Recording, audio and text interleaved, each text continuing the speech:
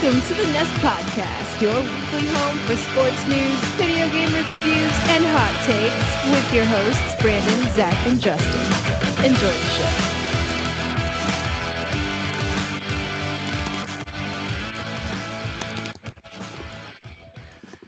What is up, guys, and welcome to another episode of the Nest Podcast. This is episode 78, the Anthony Munoz episode, presented by Sportszilla. I'm your host, Brandon. Joining me is my co-host, Zach, and these two other fine gentlemen that are here with us is a returning guest and our current fantasy football champion, Garth. What's and the big motherfucking baby. Big baby in the house. What is up, guys? What's happening? Not much, man. Pleasure to be here. Finally. I give you that introduction and you just say, not much. What's up? Well, I was about to hit you with the finally. The big baby has arrived to the Nest Podcast. Oh shit! I stole your thunder then. My bad. But it is finally, because it's about time that we collab on a podcast, because we've only been talking about it for about a year and a half now. Yeah. And it took something as monumental as a Super Bowl to finally get you on the podcast. So here we are. Here we are. Let's do it. Well, I mean, we've got a lot to cover with the Super Bowl itself. It's an event in and of itself that starts weeks before the game even gets going. That's all good. Everybody talked about it. We all saw, half the people that predicted it were wrong. I was wrong. I thought the 49ers were going to win. I know Zach called the Chiefs. Who were you guys leaning for? So I wanted the Chiefs to win, but everything that I've ever studied in football told me that the 49ers would win. So I said, hey, 49ers. But I was pulling for the Chiefs. I wasn't, but same logic. I mean, I didn't really care who won. I don't have a particular team, so I guess I kind of wanted the Chiefs to win based on just I had some of their players on fantasy teams. But on paper, I didn't think the 49ers could beat them. So, and that's interesting, Garth, because you actually were the one person that was saying, like, oh, the Chiefs are going to come back in the fourth quarter. The 49ers defense, as great as it is, was ranked very poorly in the fourth quarter. I forget what the stat was that you were throwing at me. And I was just like, just shut up. It's not going to happen. 49ers are going to whip that ass. They didn't. I mean, they almost did, but yeah, the 49ers have a great defense for three quarters. Fourth quarter, they're 28th in the NFL. So, I mean, and plus you got to think the Chiefs had come from behind the previous two games anyway. So I had a feeling that if the Chiefs could keep it close, I thought they'd pull it out. And I mean, they did. So I just lucked up, but yeah, it was a good game though.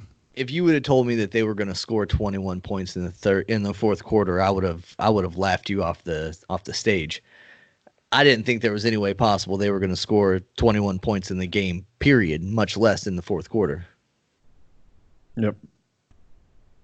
Well, Brandon, you have to believe that a Kyle Shanahan team in the Super Bowl. Yeah, you know all about that. Our regular co-host Justin certainly knows all about that too, being that you guys are both Falcons fans, and I see you're rocking the Braves hat on there too, so you guys would get along real well. But it's funny that you mentioned Shanahan. What is his legacy going forward? Is he the guy that just always comes up just short? I think the safe hot take is that he is the new Andy Reid, right?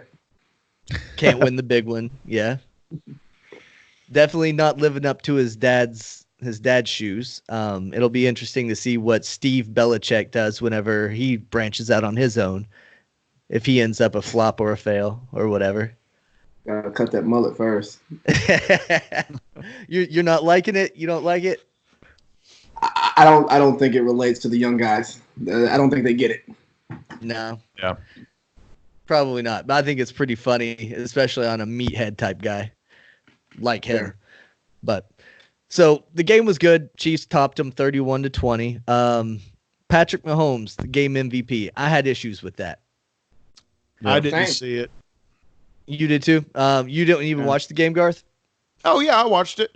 No, Oh. I didn't see him as MVP. Okay.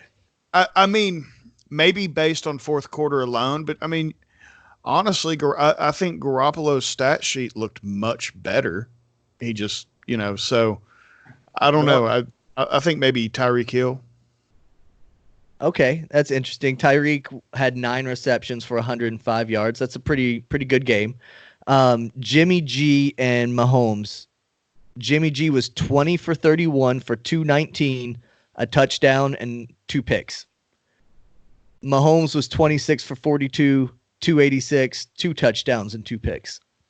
One of his touchdowns was rushing, but he had slightly better stats than Jimmy G. But the man who really deserved it was Damian Williams. Most definitely. That man had 104 yards rushing. He averaged 6.1 yards every time he touched the damn ball. And he had 2 touchdowns. One was the go-ahead, and one was the, oh yeah, now we can breathe easy touchdown. Mhm. That's your MVP. And I think he passed the eye test because throughout the game, he was getting clutch first downs on the 4th and 1 in the right by the end zone. He had the first down right there, and yeah, it's safe to give it to Mahomes because he was the quarterback. He led the fourth quarter comeback, but consistently throughout the game, I thought Williams was just better. Yep, I agree. He was definitely the go-to guy in the clutch situations, not Patrick Mahomes. But like we were talking about in our group text thread, Zach, they almost never go away from the quarterback. The quarterback is the guy who usually hoists the MVP trophy at the end of the day. Few exceptions, but most of the time it's the quarterback. And Right. I think it's great for the Mahomes legacy too, though. He's already won the MVP. He got the Super Bowl, and it's like, oh yeah, we got to give him the Super Bowl MVP just because 24 and he's done everything he's needed to do to get into the Hall already. Right. I think that was the big deciding factor on them giving him the Super Bowl MVP is he's their golden child. So even if he didn't have a great game, they were going to give it to him anyway because at least in their minds, he's the reason that they got to the Super Bowl anyway. So I guess just by default he gets it. I don't know.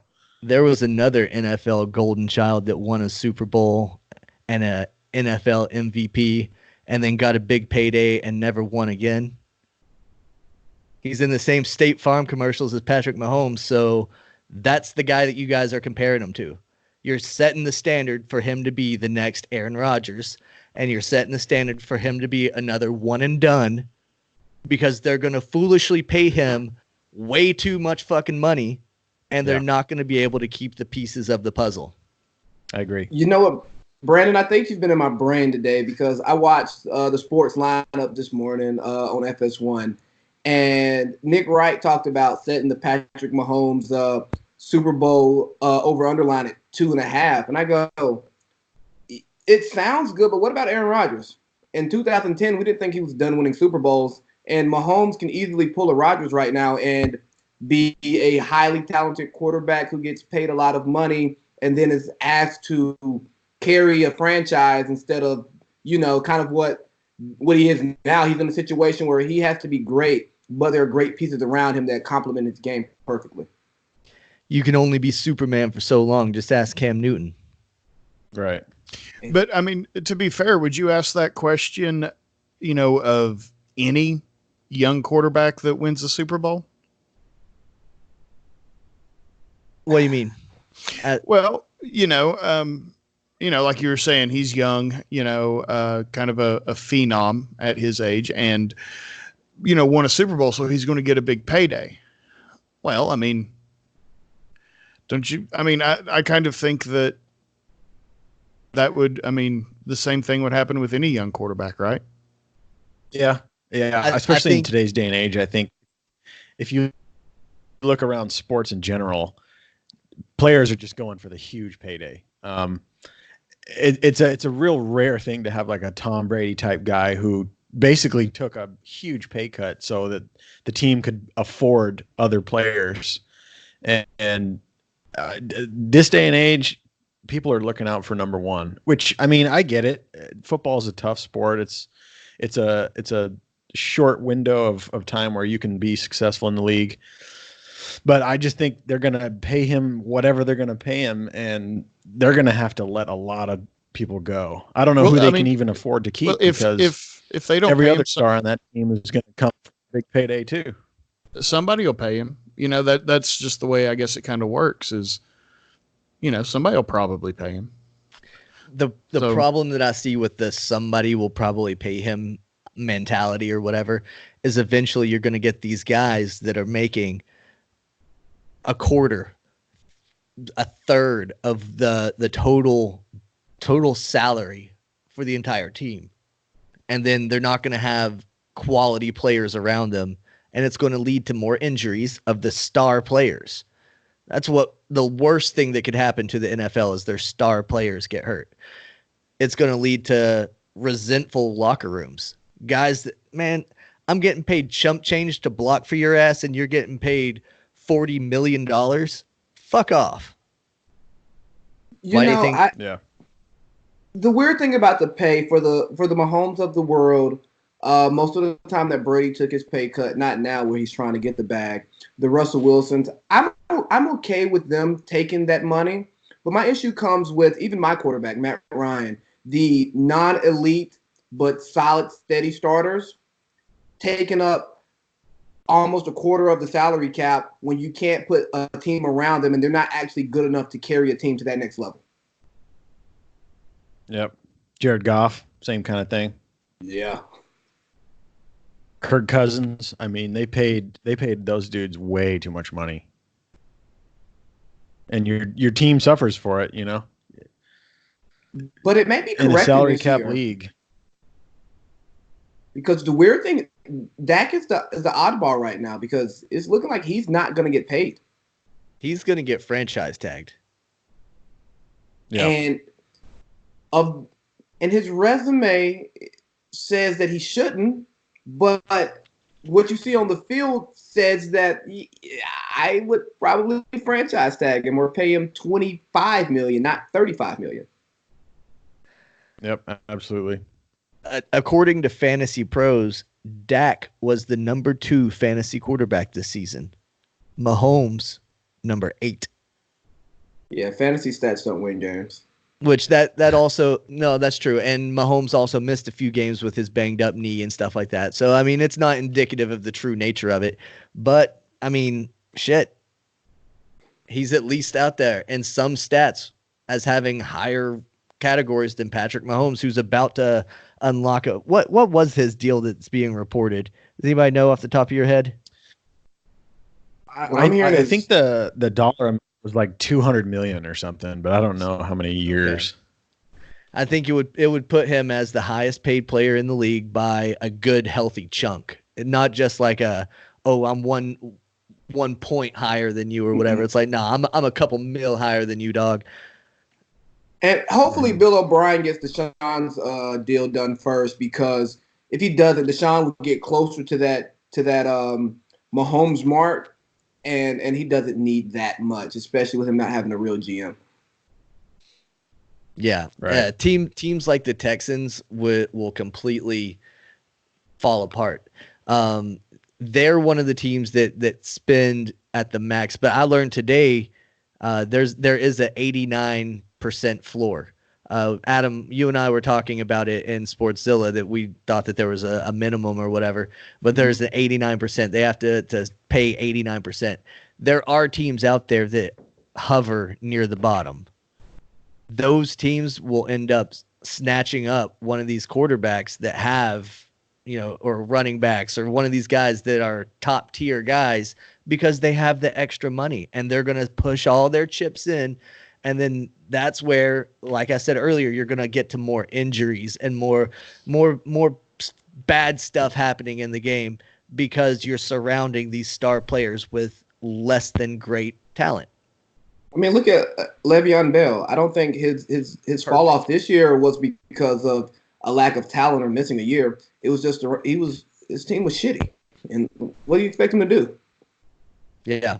Right. Yeah, I rolled with when Le'Veon in fantasy, and that did not work out well for me. I rolled AB, Yeah, so I don't want to hear anything. When he lost Sam Darnold, the weight of the team was on his shoulders. And I mean, for defense, when you have no quarterback, basically, all you got to do is shut down the run game. So you stack the box and it's over. So he was screwed for sure. I mean, I think he was screwed when he took the money, but because he set out a whole season, he had to take the money. He couldn't pick the best fit because the best fit was probably Pittsburgh that last year that he should have been there. So he had to take the best offer he got. If he had played that last year in Pittsburgh, how different could have things been for Le'Veon Bell? He could have ended up maybe in Kansas City instead of Williams. Yeah. Williams got there last season, and he kind of became relevant when Kareem Hunt got cut or whatever. But Le'Veon Bell could have been like, okay, I'm a free agent. I'm going to Kansas City. They need a big name running back. I'm going there. Boom. He could have been in the Super Bowl. And had he taken that $15 million that he left on the table, it changes the way he negotiates his next contract. Absolutely. If you got that $15 million in the bank, you don't need that on your next contract. You don't need that on the next deal. Speaking of Kareem, go ahead, Adam. Sorry. Oh no, I was gonna say interesting take I heard. It's just that and Shannon Sharp repeats it, and I actually heard Orlando Scandrick talk about it today. Is that it's not my job to manipulate the cap. It's my job to get what I'm worth because I have a family to take care of. Yeah. I mean, I get that point. And, later on in the episode, I want to talk a little bit about Mookie Betts in that situation. And that's basically what he's doing is angling to get what he's worth. And I can't hate on him for it. Right. Same thing. But let's stick with the Super Bowl, stick with the football stuff. What did y'all think about the commercials this year? There were like three pretty okay ones. Yeah, Zach and I were texting back and forth during the Super Bowl, and we kind of commented on a couple of them that were funny. Though the very first one that caught my attention was the "Take It to the House" kid. I thought it was just going to be like a Pepsi commercial or some shit, and then he was actually delivering the game ball. I was like, oh dang, that was pretty dope how they did all that. But yeah, that kid's I don't keep up with the kids these days. But that kid's apparently like he's somebody. Really? Yeah. One of my buddies at work said his son's probably like 13 or so, and he knew the kid, like not personally, but he knew who he was and was like, oh, this is so and so. Apparently, I guess he's kind of a YouTube thing, like his Pop Warner games. He's just a beast. And so he's kind of YouTube famous, I suppose. So is he going to be ineligible for the NCAA since he's the Pop Warner phenom doing commercials and getting YouTube famous? I hope not. That shit. They paying him now. Come on. Right. He'll have to. I'm sure by the time disable his YouTube account by then. They'll at least demonetize it. Yeah. Yeah, something. Put it in his parents' name. I would assume by the time he gets to college, he'll be able to just make money off of everything because now they can make money off their likeness. That's true. Yeah. Yeah. By then they'll have it to where they can make money any way they want to, I guess. But yeah, that commercial was dope. I didn't understand. I think it was maybe a Farmers Insurance commercial with the dancing with the knees thing. I just didn't get I didn't understand it. I don't even know which one you're talking about. It must not have made a lasting impression on me either. I think I know which one you're talking about. I don't know shit, man. Like half the fun of commercials sometimes is guessing what it's for, you know? So I don't know. I've given up trying to attach any idea of what the product's going to be based on the fucking commercial. That's true. Yeah. I mean, you show me dogs and a horse. I mean, I'm not thinking beer. I mean, I know it's a Budweiser commercial because that's their fucking thing, but I ain't got nothing to do with beer, y'all. It's a good point. Yeah. Yeah, it is a good point. And Budweiser had one of the worst ones this year, talking about the typical American does this, the typical American does. Motherfucker, the typical American likes those damn frogs that say Budweiser. That's all I That's wanted. true. Okay, that was their best campaign. Absolutely. And they ran that shit for like 6 years. And everybody was like, oh, here come the frogs. Hey, kids, grab the Cheetos and come out here. The frogs are on. Fuck, you remember they sold the shirts at Walmart, the three frogs, and it had the caption, Bud. What? Yeah, fuck yeah. I'll still never drink their beer, but it was a good campaign. Absolutely. Oh, damn! Don't shit on Budweiser. Grew up 2 miles from a plant. No. I have to love it. Well, Just I mean, because. that's fair. That's fair. I'm like more of a us and Miller Dr. High Enough. Life kind of guy. It's like us Yeah. and Dr. Enough. We That's love it such because it's shit. close. Other people are just like, yeah, that's decent, I guess. And then we stab them and move on with our lives. Yeah. People try to people shit on me for drinking Bud Heavy, but I'm like, look, my mom works at the brewery. I get it free when I come home, so you can kiss my ass. Hey, Now, free beer's a changes different story. everything. Yeah. Now, hold on. You didn't say free. No. Oh yeah, Free shoots everything up to like. Yeah, free shoots everything up to at least like 4 stars. Oh, See, yeah. Budweiser, this is what the typical American wants. Free beer and frogs. Yeah. I thought the Jason Momoa commercial was good. I mean, I guess everybody liked that, but That one I thought that was pretty fucking that funny. one made a better meme after the commercial Oh yeah. and after the game whenever you realize that the 49ers were Jason Momoa during the first 3 quarters of the game, and then they were Jason Momoa stripped down in the 4th quarter. Agreed. Yep. Fair. Yeah. I'll tell you what. I was watching a game with some coworkers, and the oddly timed political ads made the room so fucking silent. It was like, why is this shit here right now? Yeah, it was. Yeah, it was kind of weird. Honestly, I mean, I'm sitting there watching it with my mom and my friends. So me and all my friends are just, well, that's kind of fucking weird. My mom's like, woo, Trump, woo. I was like, Yep. yeah. Yeah, it was just weird. Everybody's like, I don't want to respond to this because I don't want people to know how I feel politically because we work together. But Which is fair. Yeah. Yeah. It's, and that fucking Google commercial, Jesus Christ. The one that tried to get That- everybody crying. Yeah. What the Oh fuck? my god. that I pissed Yeah, commercial. that was terrible. Yeah, Zach texted me during that. He's like, I'm not trying to cry during my commercials. It's true. No, like I watch commercials to be totally entertained. wrong. So what happened? I guess I missed that one. It was a commercial that was a guy that was essentially it was the movie The Notebook compressed into a commercial. Who the And fuck instead of a wants to notebook, play? it was Google. Oh, the Google Notebook. Yeah, Clever. pretty much. Like Google, I guess somehow the Google Assistant can remember things about an individual or whatever it may be that you tell it to remember. So when Did you you- want to go ahead. Google No, Google knows everything. But yeah, did you notice the timestamps on it though? Because it was showing like the history of like, Google, remember when, remember my bitch had a good smile or something like that. But did you notice the timestamps? Like the sumbitch No. remembered one thing about his dead wife per year, maybe 2. Mm. So Interesting. I'm maybe his I'm wife just- wasn't that important. I'm just gonna stick with old reliable if that's the case. Yeah. Yeah, I try to keep my memories in my head or black them out.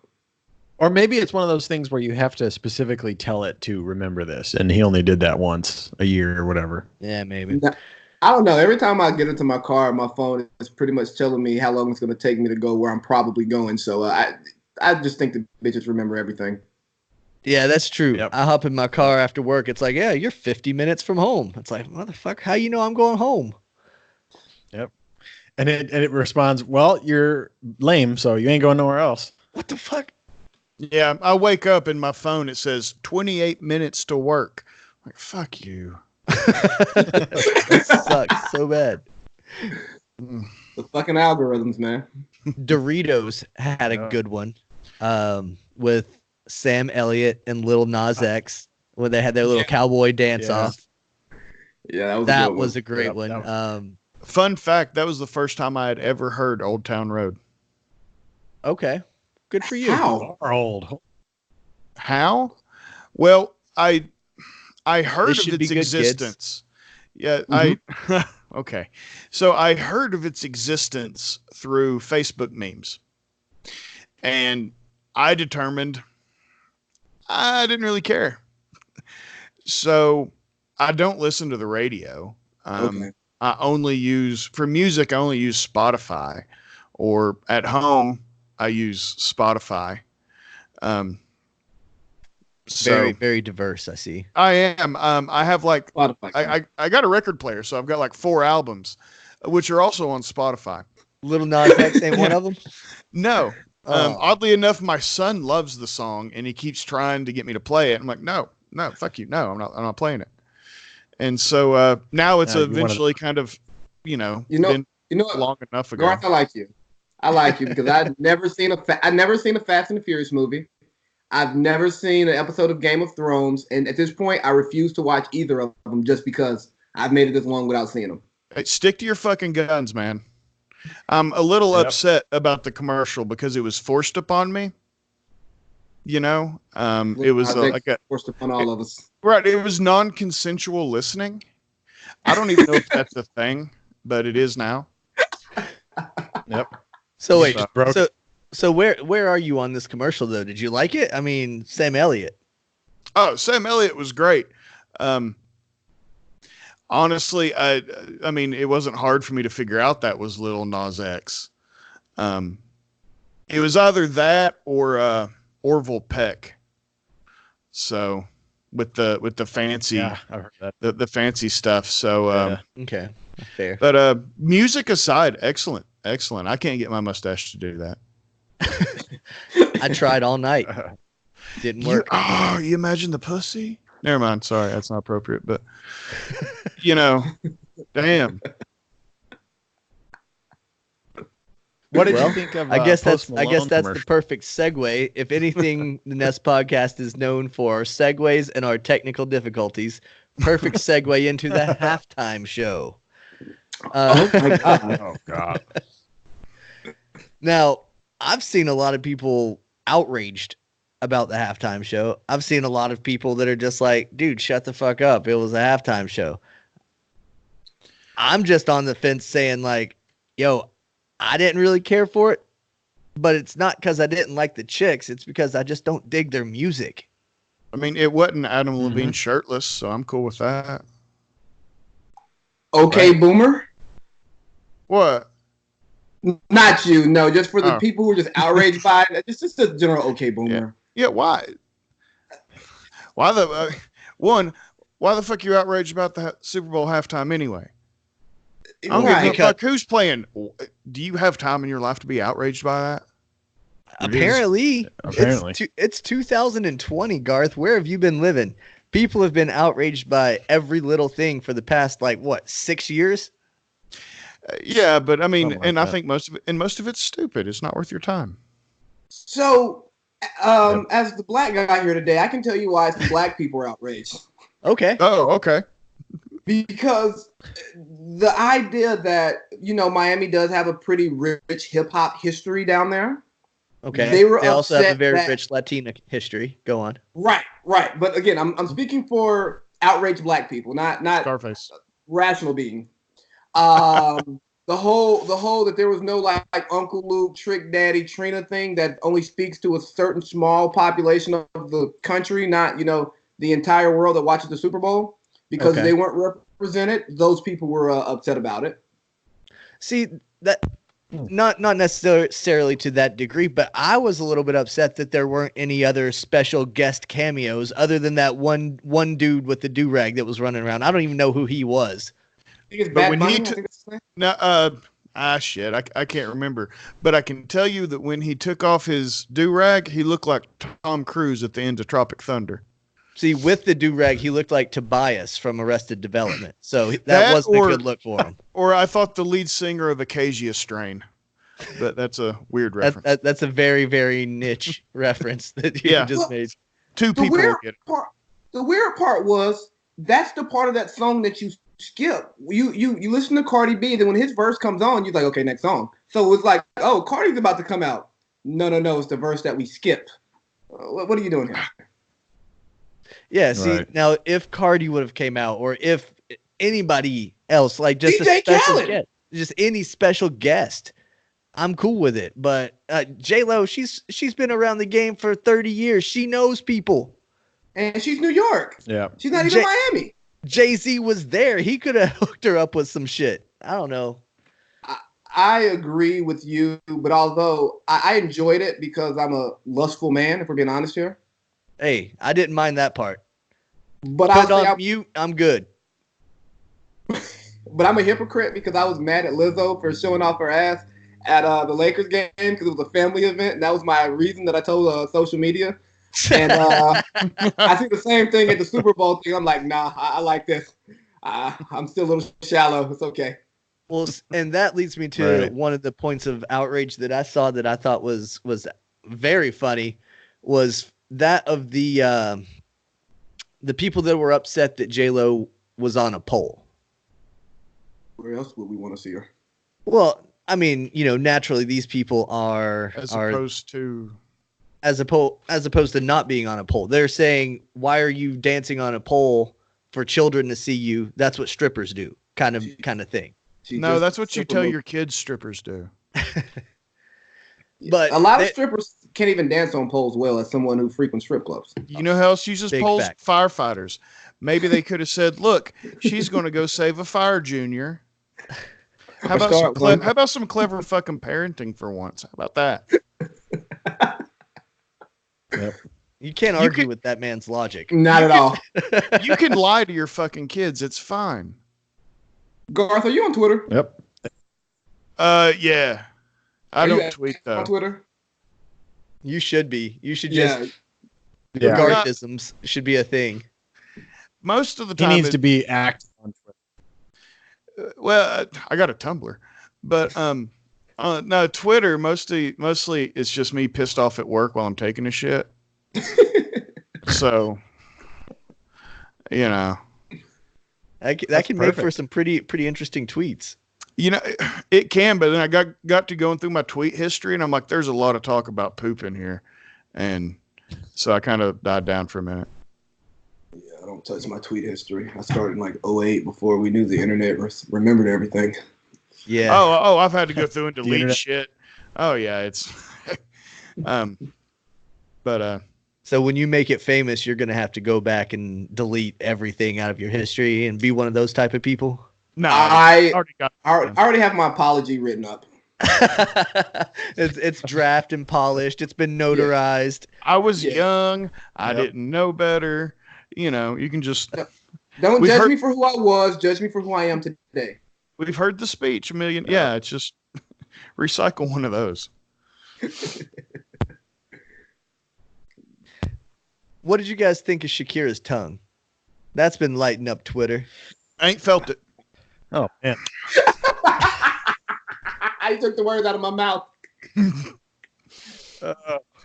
I mean, it's if anything, it's made for some great memes. The one of the goat. Oh man. Yeah. For Yeah. SpongeBob. SpongeBob, dude, SpongeBob memes have been Ugh. ridiculous this Super Bowl. Yeah. What was she going for? Trying to turn me on. I don't know. Some- It sounded like a goddamn turkey call or something. I didn't know what was going on. I was like, what the fuck was that? Hey, her and Sam Elliott from the Doritos commercial should get together. His mustache and her tongue, man. Well, that'd be some mouth madness. Could light the internet on fire. Fuck yeah, son. It's like your own little fire starter kit. One thing I hated about Shakira's performance was her like fake playing all the instruments. I was not a fan. Yeah, I said that on some thread on the internet. I forget where. I was like, yeah, she faked or she pretended to play guitar and drums. Nope. And people started sending me like all kinds of like YouTube clips of her actually playing guitars to be like, she actually knows how to play. It's like, yeah, well, she wasn't at the Super Bowl, so get off your high horse. Right, She was like, lip it's syncing like a Right. motherfucker too. Exactly. It's not knocking the talent; it's knocking the performance. There's a difference. It was just goofy looking to see her banging on drums that nobody else could hear. Right. And, like when she was fake playing the guitar, she was just strumming away, and there was no sound of a guitar strumming like she was playing it. So I was like, well, clearly you're just up there. I don't know what the point of that is. I guess to In all fairness, I don't know. Her J-Lo's, performance- J-Lo's backup dancers had horns, and they clearly weren't playing those horns either. I didn't even notice her fucking backup dancers, y'all. And she Yeah. had dudes back there playing trumpets and shit. It was real. I kept real trying strange. to figure out what was going on with her outfit, that dominatrix one, because like when she turned around, it looked like she sharded glitter everywhere, and I was like, "What the fuck's going on?" And like when she took her shit off, it made sense, but I don't know. The whole first part was me trying to figure out what was going on. Was with the glitter under the outfit, and why is she a dominatrix? I don't. Somebody asked me, could I be one of her backup dancers? I'm like, nah, I could not be in front of that many people dressed that way. Only in privacy with J-Lo. Didn't she Yeah. marry a backup dancer at one time though? Yeah. I mean, Yeah. the perks Not of the fair. job. I think A-Rod got it locked up for at least the next, 5-7 years. I mean, Yeah. if he lives that long. Wonder if he can get it up with all those Yes. roids he used. information about A-Rod? Has the steroid use shortened his life? It probably does. I'm sure it does. It can't be good for you. Yeah, I that's mean, true. hold on now. Now. I mean, here comes the devil's advocate on steroids. Apparently, no, like I mean, doing around a year is not necessarily bad. Chronic abuse, sure. But yeah, it'll mess with his wee though. So that's not so good. Well, J Lo I don't might think- not be satisfied. Ooh. I wonder if she checked Does that her affect IG DMs. You're telling me there's a chance. Don't tell my wife. Does that affect you even after you stop use? No, I don't know. I don't know. I have no clue, man. I don't even lift weights, so I have no idea. I'm just trying to be funny and make people think that I'm going to try to slide into J Lo's DMs, which I'm not. But I'm all natural, body by pals. body by Around the pals. around the time I met you, Brandon, I went on a celebrity DM like attempt binge, if you want to call it. None Really? return, none were read. Yeah. Why? Yeah, You just I'm sure they. was it the first time in California? I'm going to try to slide into some honey's DMs and see if I can be a trophy husband in the Hollywood Hills. Yeah. I was had like- that plan too. It didn't pan out. I was like, what do I have to lose? Nothing. Hey, shoot or shoot, Right. baby. Exactly. Shoot or shoot. So what? You think- fun? I was just gonna say, you think they like chubby fuckers out there? Hey, they might. You never know. Someone, You never know. someone's got to, right? Hey, and if they don't, say they're fat shaming. No, that's true. I got that card now. I never had a card till a couple of years ago. Now I'm like You're I'm collecting motherfuckers now. fat shaming now. Yeah, I never had a Yep. word for it. Fat shaming. Like Hollister. I can't even walk in that motherfucker. Yep. Sirens go off. All these pylons come up, and it just directs me. It just directs me straight to the fucking Cologne. That's the only place they let me go in there. It's oppressive. Great. Moving sidewalk just takes you straight to it. You Yeah, can they look got- at you can look at the TV that's the live webcam of Hollister, California, or whatever. But yeah, no, their security cams, like, they got algorithms. They measure your weight and shit. I'm pretty sure. I think that's why they all have Absolutely. that little porch out front. When you step on it, it's actually a scale. That's it. Yeah. I think Go- I think go we, to I think fucking we just F1 cracked the code. Yeah. Shit. Look at us. Do you guys have any final thoughts about football? Oh, Football season, about anything that's going to happen in the offseason, where Tom Brady ends up? Any New England. wild hair thoughts? New England? Yeah. He'll be in New England. All right. You Maybe. think he's going to Vegas? I think there's a possibility he ends up in Vegas.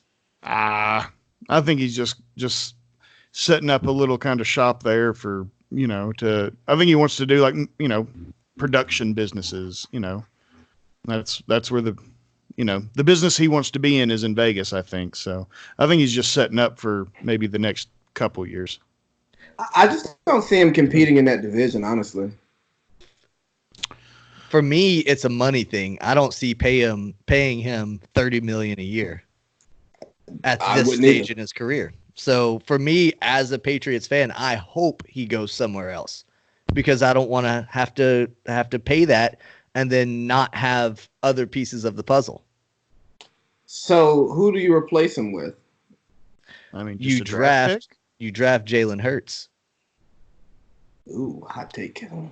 You put How does- Jalen Hurts too early? You put Jalen Hurts with Sonny Michel, and you've got N'Keal Harry over on the outside. You put together an offense that's reminiscent of what you've got in Baltimore. What if Jalen Hurts gets drafted too early? He shouldn't. He won't get He had he a- won't get picked up before the 26th, 27th pick. He had a bad senior bowl too, so it He stopped. did, he did throw a touchdown to Juwan Jennings though. That boy's nice. Yeah, I mean, we still got the combine, so He'll have a decent combine, I'm sure, but yeah. he'll run well, drop. he'll interview well. Yeah, he'll drop. And he has history of being a winner on his side. He's won in Alabama. He won in Oklahoma. He's carried teams. He's a winner. I think he's a good pickup for a guy to replace Tom Brady. I'm a fan. I definitely think that he is on the Lamar Jackson side of the house to where if you build the offense for him, he can definitely be successful. And he's somebody who is going to get better as a pro, as opposed to a lot of quarterbacks who kind of like were great college quarterbacks, but they had less room to their ceiling. Yeah, I guess we dropped Zach out. I don't know if something happened with him or whatever, but we'll keep rolling. I'm still here. I'm trying to join and it's not letting me. But I'm here. So what do you? I mean, so let's say the Patriots go with like a Jalen Hurts. That's he doesn't fit into what I think of as the classic Patriots offensive scheme. Because he's not Tom Brady. How much retooling do you think they'll have to do? I mean, they've got Sony Michel. He's young. He's young, but I think You know. there's a huge transition in the quarterback position currently happening in the NFL where damn near every team that has a good quarterback, that quarterback is mobile. So I think the Patriots might have to jump on board with that mobile quarterback type play style. And the Patriots, Adam, you're a Georgia fan. You'll know this. A lot of the linemen that the Patriots have now come from the University of Georgia. Georgia has a really good running attack, a good running offense. Those guys are used to blocking for the run. That's the type of offense that's going to be a winning offense in the NFL, and that's what you can get by drafting Jalen Hurts. Isn't it beautiful to see the NFL coming back to the run as being something that's really important? Yeah, it 'Cause what- it goes in ebbs and flows. Right. well, but oh, hold on, I got to mute you again here. I remember, I can't remember how long ago it was, but it seemed like back when Cam Newton first came to the NFL, mobile quarterbacks were kind of a thing. You had RG3 around that time, didn't you? Yep. And it was great for a season or two, but I think the problem is these quarterbacks don't last nearly as long as your, Tom Brady's, your Brett Favre's. Absolutely. So I think that compounds the situation we were talking about earlier with young players trying to get their nut quick, because especially like a running back and mobile quarterbacks, they don't have longevity in the sport, so they're trying to make their money while they can. So I think that's the trade-off if you're going to go that route. Who has longevity in the sport besides the Patriots, honestly? Yeah, I mean, I guess Dustin Colquitt. The old pocket passers, yeah, the old ones that survive, really. Yeah, I mean, your Eli's, your Peytons, if you think about all the quarterbacks that have any significant age on them, plus 30, most of them are pocket passers, Breeze and Brady. You don't see it. What's that? Outside of Brady and Peyton, who consistently, in Big Ben too, but who consistently won throughout their career? Like, if you can put together a team that works for 4 to 5 years, I think that 4 to 5 years and retooling every 4 to 5 years, I think that's a better way to try to win championships, as opposed to saying, hey, we're going to have this guy as the cornerstone for the next 15. Right. Well, I mean, look at the Patriots. It's really two separate dynasties if you want to look at it. Yeah, I know they've won 6 titles over Tom Brady's career, but his career's been 20 fucking years. He won 3 at the beginning and then 3 at the tail end, and completely different teams were around him both times. Right. I think if you go with that style of play, like we're talking, you're not going to have the dynasties, you did of the past, like the Packers, and the 49ers back in their day, So, I mean, I'm not saying it's good, it's bad. It's just, that's how I see it affecting the game. Fair enough. Yeah, for sure. And because of those reasons, they're not sticking around as long as the Bradys, the Breeze, the Mannings, the Rivers, those type of quarterbacks. That's why these guys are getting paid so much now, and that's why they're blowing up salary caps left and right. I think they should almost put a lock per position. Like, hey, quarterbacks, y'all can only make this much amount total of a salary. Right. Out of the entire salary cap, y'all get 15% or whatever the case is. And just structure it so that the pay breakdown isn't where your linemen are only getting $1 million, but your quarterback's getting 35. You a socialist? Yeah, but what are you going to do with like a Travis Kelce? He's technically a tight end, but I mean, they use him as a wide receiver. Happened to Jimmy Graham. Sucks to be a tight end, buddy. I mean, yeah. Gronk, same thing. So I don't know. I don't know what's fair. No salary cap is fair. I mean, that's wild, not Wild West. It works for the MLB, and there's penalties, but nothing's stopping you from, going for it and just taking those penalties. I'm fine with it. If you want to pay your guy $400 million for 15 years, you might as well be able to. I mean, the owners own their teams, so let them do whatever they want. And then you'd really see what could happen when someone gets locked up into a crazy contract like that. Yeah, and it's similar to what Brandon and I started talking about this morning in the group, is that I think it puts more pressure on the owners to be great, because a lot of these owners look at their teams as a pet investment. It's like, oh, I'm rich enough to buy this, and I know it's always going to have a positive return. But then you start opening it up, and there's no salary cap. You don't have to be savvy anymore to be good. You can just be rich and just spend. Mm-hmm. Turn it into the Yankees. It almost seems like you're playing the stock market. Each year, pick them up. Just very short-term investments to get really to a short-term goal. A Super Bowl every year. I almost like how the NBA does it, to where it's like, all right, this is the max contract you can be offered.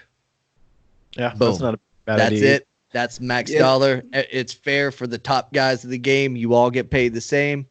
Move on. Speaking of NBA and basketball, the Sportszilla post of the week has something to do with basketball. Now, guys, I don't know how well you can see this, but for those watching on the live stream, they can see it pretty well. Timothy Donlin asked, what are your guys' thoughts on the NBA thinking about changing the logo from Jerry West to Kobe Bryant? And the image that I have on the screen is of those two logos. The one on the left is Jerry West, and the one on the right is the proposed change for Kobe Bryant. I think it looks like shit. Okay. I mean, I'm not opposed to a Kobe Bryant logo at all. I mean, honestly, I don't care what the NBA logo is, but that one looks like shit. Yeah, Okay. I wonder why they went with that one. I guess it was more of like a neutral position or whatever. But I wouldn't know it was Kobe. It doesn't tell you Kobe. The fader would right. tell you it's Kobe. It tells me a dude is running. yeah, Yep. it's a weird position for them to pick. I think it's one of those things that everybody's just acting on emotion, and they'll know it's Kobe, so that's why they're happy with it. They're like, oh, yeah, we know that's an image of Kobe that we've whited out and put on a red and blue background, type the letters NBA on it. Yep, that's our Kobe logo. Nobody knew that was Jerry West on the original NBA logo when the original NBA logo was unveiled. It wasn't until years later that it was discovered. Jerry West didn't even know it was him. It was taken from a basketball card, and they said, oh, that picture is the right angle and the right orientation for our logo. So let's use that silhouette. It just happened to be West. Wow. I like keeping it as Jerry West. I was talking to some people about it. For what he's been to basketball for multiple generations as a player, great player, and then what he's done as an executive in multiple places. Like Jerry West has done basketball arguably better than anybody else. So I think he deserves to stay the logo. Fair. Yeah, I don't care either way if they change it or not. I don't really follow the NBA enough to really think that my opinion would merit any weight on that matter. But fun. Does anybody know who the MLB logo is? Not a clue. Nobody. Because it's nobody. It was just random body parts taken from, once again, baseball cards. They were like, oh, this guy's head is in the perfect position, so we'll use that. This guy's arms are in a better position, so we'll use his arms. And they just kind of Frankensteined a logo together and then whited it out, and boom, there's your MLB logo. That's the way you do it so that nobody gets their butt hurt. All right. You know what's funny about the logos of the three major sports, though? They really speak to the sports. Like Major League Baseball is very much an individual sport, but people still care about teams. NBA, individual sport, period. And then the NFL is the fucking shield. Yeah. Yeah. That makes sense. That's true. It's everybody behind the shield. Get behind. We'll protect each other. Yeah. That's cool. It makes sense. I've never looked at it like that before, but that's a cool perspective. Just popped into my head as we were talking. I like it.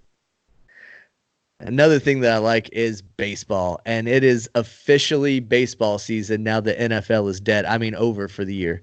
And I couldn't be more excited because baseball is my favorite time of year. Zach, you and I will be talking about baseball all summer long with Justin. Adam, you're welcome to join us if you want to talk Braves. Yeah. I don't watch enough. I catch the stats. I monitor the record, but watching the games, I'm following storylines in baseball. That's about it. Okay. Well, one of the major storylines right now is what's going on in Boston. This is one that's very close to my heart and my world because I am a Red Sox fan. I follow the Red Sox religiously. And there's a lot of shit going on right now. First off, we are 9 days from pitchers and catchers reporting, and we still don't have a fucking manager. It's crazy. That's a problem. Yeah. There are a few favorites that have emerged. Luis Ureta from the D-backs. I guess he's been the bench coach out there for a few years. I don't know if he knows JD Martinez from his time when he was with the D-backs or not, but And then Mark Kotze from the A's is also rumored to be interested. Neither one of these guys really impressed me. I hope they slap an interim label on them and don't expect these guys to be permanent fixes. Right. Go ahead. To say the baseball manager's just been so marginalized anyways. You know, just get somebody who can decently handle a pitching rotation and call it a day. Well, see, that's the thing is you don't want somebody who can just decently manage. That's how you end up with a decent team. You want somebody that can actually manage. And in the situation that the Red Sox are in, they need somebody that can come in and manage a shit show. So you don't want to throw somebody that's decent into your biggest fire that you've ever had. Is the front office going to let that person actually manage, or are they just going to keep calling the shots from upstairs, though? See, the thing is the presidents of the conglomerate or whatever, they're not even baseball guys. They're business executives and soccer guys. The GM, Chaim Bloom, is new. He just got hired in like December. Okay. So he's brand new. And now they've got to bring in a new manager to run day-to-day organizations on the field. And it's 9 days until the players show up and they don't have anybody identified. He needs to come in and be a leader. You can't just throw somebody decent out there because everything is all too new for everybody. That's fair. So I feel like you have to have somebody that knows what the fuck they're doing. And these guys don't impress me. I don't know what they're going to do. I guess the best option is to move up the bench coach that was there from last year, assuming he doesn't get wrapped up in any of these pending scandals. That's another thing. You're a new manager coming into a team that's under an MLB investigation. It's not a very attractive looking job. Yeah. Unless you have insider information to know that, you know, nothing bad is going on or whatever. And then you've got rumors and pretty damn compelling rumors that they're getting ready to trade their best player. No wonder they can't attract anybody good. Ouch. As somebody on the outside that would be looking for a job, you're either looking at it and you're like, man, that's a dumpster fire that I want to stay the fuck away. Or if you have half a brain, you can look at it and say, hey, this is a team that is trading off their best player. They're probably going to get some damn good assets in return. That's something that I can work with for the future. Yeah. Don't forget, this is the team that won the World Series in 2018. They still have Xander Bogaerts. Rafael Devers is still there. Andrew Benintendi's still there. You've still got Chris Sale. You've still got Nathan Eovaldi. And David Price. David Price might not be there. I saw that in one of the trade rumors I was reading last week. Now, that's an interesting thing, too, because if David Price gets shipped off with Mookie, then that means Chaim Bloom did what he was brought to do, and he did 100% get the Red Sox below the $208 million luxury threshold tax. So he did what he set out to do whenever the season started. That also means you're short one dominant left-handed arm in your rotation, which pretty much sucks. But in the deal that they're working with the Dodgers, they would get a left-handed pitcher in return who is much younger. He's not proven. He's a top-level prospect, but that's somebody that you could bring up and develop as a young lefty that you have years of control over his contract. And then the big piece from the Dodgers, which I would be pretty excited about, is that the Red Sox would get Alex Verdugo, who was a rookie last year, was on pace to be NL Rookie of the Year, and then had a little injury that cost him some time, and he didn't win. But dude's legit, and we would get him for like 6 years, 5-6 years, and Mookie's only going to LA for 1. I'm not upset with that. I say trade him, but that is what it is. Now, Adam, we were talking earlier about money, and that's the reason that I'm okay with trading Mookie Betts now, is he has 1 year left on his contract. He's due $27 million this year. Record level arbitration, right? Yes. He's looking at being probably number 2 in MLB in terms of pay scale. The Red Sox offered him a 10-year, $300 million contract. Okay. If I'm turning that down, I'm leaving. And he turned it down. He said, nah. And he said, I'm thinking more along the lines of 12 years, $420 million. Fuck. There's Trade no his way. ass. There's no way you can ask for a bigger contract than Mike Trout. I don't think. Well, Mike got 12 years, 430. So it's not bigger is than that Mike. still more? Yeah. Oh, okay. It's just under, but still.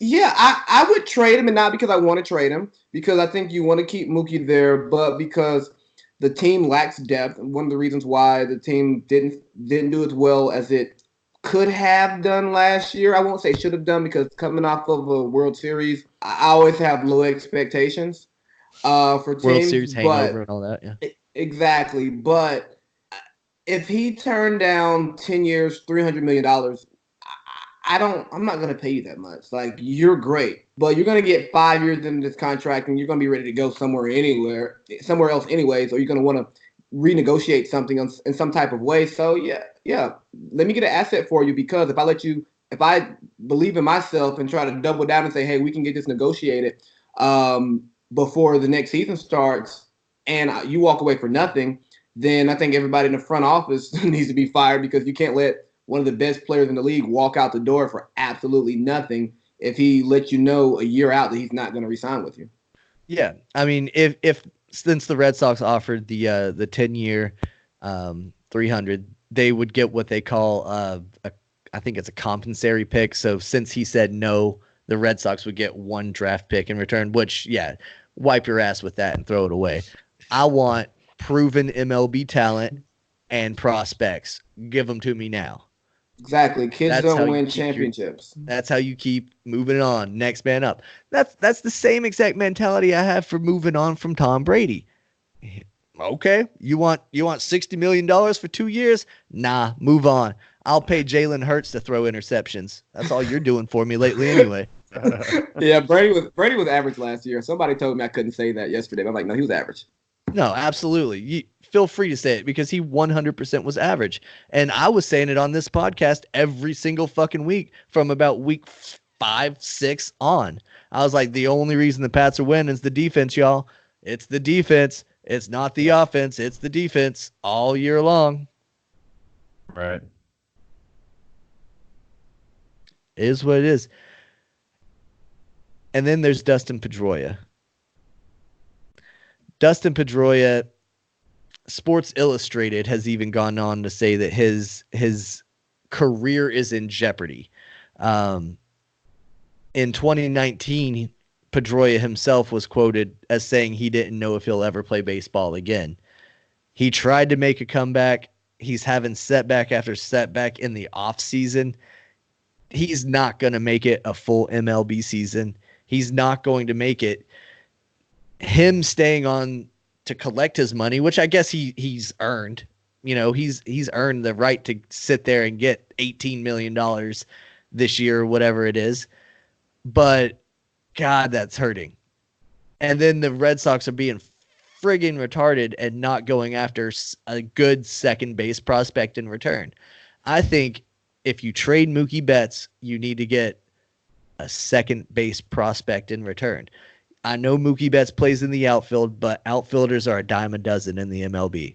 You can get somebody that can stand there and catch fly balls. He might not be as good as Mookie. He might not rob home runs. He might not make the diving catches that Mookie might make, but he'll catch routine fly balls. Fuck, JD Martinez can catch fly balls.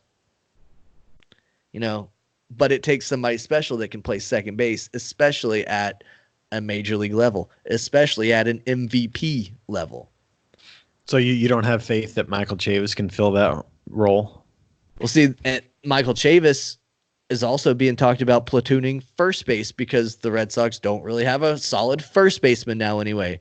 Just re-signed Mitch Moreland for like $3 million or whatever. But if you think Mitch Moreland's going to play more than like 50 games this season, you're fucking high. That dude's more injury prone than anybody else, and that's just part of being an old ball player. You get hurt, you get banged up, you can't play every day. Right. Anyway, I've gone on my Red Sox rant long enough. You guys are all sitting there staring at me like, okay, when are you going to shut up? No, I'm enjoying it. No, but I mean, with Mookie Betts, you got to let him go. I agree 100%. Question for you baseball fans. How do you feel about the TV product? Because as much as we like to watch sports and consider them a sporting event full of competition, it's also a TV product. And what do you think of the TV show that is the MLB, especially day in and day out? I like it. I enjoy a baseball broadcast. I like the introduction where you see the people that are talking for the majority of the night, and they're telling you like, hey, it's this kind of night. We're going to sit here and watch baseball between these two teams. These are the guys we got going on the mound. Gives you a little insight as to who you're going to see playing in the game. And then I love the back and forth between the color commentator and the play-by-play guy. The stories that you get to hear about the old baseball players on the road and stuff like that. I love that shit. Like, the Red Sox have Dennis Eckersley in the broadcast all the time.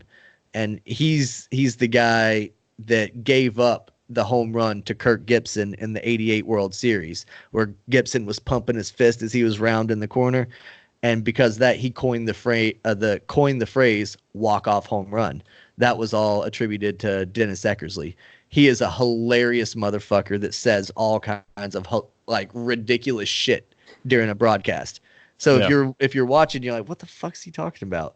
A pair of shoes. What are you talking about, dude? But once you listen to it long enough, you start to understand the little Eckisms, kind of like Garthisms. They're just random like gibberish from Mad Men. Mm-hmm. Yeah, it's neat that every team has like a little local commentator group that are normally from the organization, and so they have a little bit of insight that they can kind of bounce off of. And of course, I enjoy it as well. But I mean, I can see where like a overall sports fan would kind of be turned off by just straight up watching a baseball game. There's no getting around it. It's not as exciting as a football game. There's a lot of standing around. There's a lot of waiting around. Time out. I'm going to stop you there because you said the word exciting. I will argue that baseball is more exciting, but it's not as flashy as football. There's not as much movement as football. Right. It's much more nuanced. What they're trying to do in the game of baseball is it's more of a mental game, along with trying to do a very specific task of hitting a ball. Like, it's not the same as tackling a receiver or whatever. So on paper and just from viewing it doesn't seem like it's as exciting. But for me, I mean, once you kind of dive into it and realize what they have to do to be successful, and the fact that they can do it, it's pretty crazy to me. But obviously, clearly, MLB has an issue with ratings, and they can't keep the new generations. They just can't get the fan base that they used to get when we were younger. I guess for me, as somebody who used to be a baseball fan, so I grew up watching the Braves because the Braves were always on TBS. But then even watching whatever the national game was when it came on, is just the long ball strikeout game. It's taken, and I know everybody's saying this, so it's nothing new. But for me, it's taken away some of what I enjoy about watching baseball and some of the nuances that you talk about, the difference between playing long ball and small ball. And I know that analytics have made sports more efficient, especially over a long season. But like for a game, for me, it just doesn't hit the same anymore. Ooh, yeah, I can see that. It's really frustrating to watch a guy strike out 3 times and all he's doing is swinging for the fences and he doesn't contribute anything. But I mean, that's just the way that the young guys are playing. Everyone's basically playing for the home run. No one wants to get a single. There's nothing we can do about it. It's just the way the game is played these days. Everything comes back in circles, just like the run game in the NFL has come back and it's being utilized more as a weapon and it's effective. Why do you think the Yankees are referred to as the Bronx Bombers? They were hitting home runs back when no one else was, and then everyone else figured out, oh, you hit home runs, you win championships. Got it. And that sparked the whole craze. Now the uppercut swing is like, oh, that increases your home runs, but you get more strikeouts. Other guys are going the opposite route, and they're like, okay, well, I'll hit doubles all day long. That's fine. That's Mitch Moreland's game.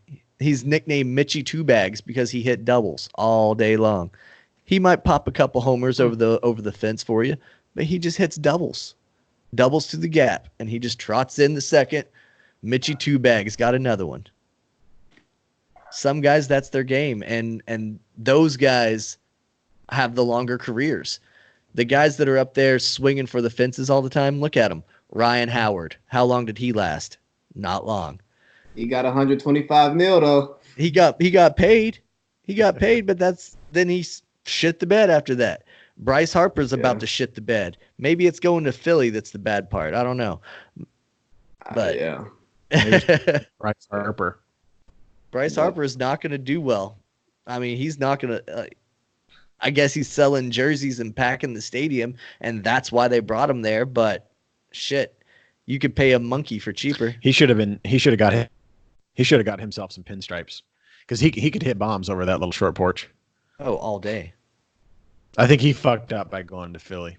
Well, I mean, Didi Gregorius is the one that's really going to have his stats wrecked by going to Philly, because he spent his entire career in New York hitting little dinky pop flies that counted as home runs in New York. They're all going to be outs now. Yeah. When Didi's supposed to be the second coming of Jeter? Yeah, he wishes. Mr. 99%er. Oh, the Baseball Hall of Fame is full of shit, but I know y'all know that. Yeah. Yeah, it definitely is. Anyway, guys, I'm out of shit to talk about. We've been on here for an hour, 15 minutes, just bullshitting. Yeah. Garth, we appreciate you coming on and staying awake while we talked about baseball. I know that's not the most exciting thing for you. No. Thank you for bringing the championship belt on. That was the first time that I've seen it in about 4 years since I bought it and sent it to Zach. 5 years. Yeah. I was going to wear it, but I'm too fat. So. See, did you ever watch wrestling back in the day? Yeah, a little bit. I mean, not a whole lot. The Husky guys always just threw it over the shoulder. That's the big man move. Mm-hmm. That and stepping over the ropes. Come on now. Yep. Big show style. It's true. And Big Baby, thank you for finally joining us. Tell the people where they can find you at. You can find me at bigbabythegoat.com. You can also find my podcast on Spotify, iTunes, Big Baby's Podcast, and on Instagram at Free Big Baby the Goat. Free Big Baby the Goat. Did you get put in Facebook or Instagram jail or some shit? I did get put in Instagram jail over the summer. I had a little back and forth with Amanda Seals, and it got my original account deactivated. Wow. So free me. Nice. Instagram police are real. Had to rebuild the entire following. That sucks too. Yeah. Who you telling? Some of those people you never get back. It's a lot of them I'm never gonna get back, and I've just given up trying to get them back. I'm like, you know what? I'm just gonna keep producing dope content, and it'll catch up. That's it. Content is king. Keep putting it out. And for all of our listeners out there, go like Big Baby, because he lost so many of them followers in that Instagram fire of 2019. So please go and follow him. Man, thanks again, dog. Yeah, man, no problem. Come back anytime. And for our listeners out there, we'll be back next Monday at our regular time, and hopefully Justin will be back. Till then, peace.